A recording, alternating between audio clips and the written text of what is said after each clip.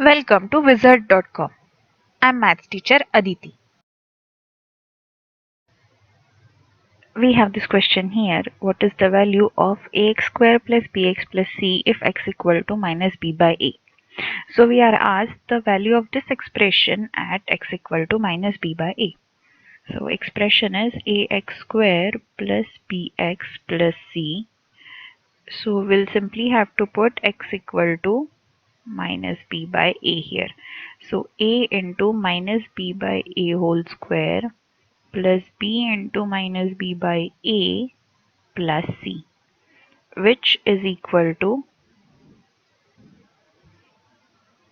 a into b square by a square plus minus b square by a plus c, which is equal to, in first term, this a and this a will cancel out and we are left with b square by a minus b square by a plus c.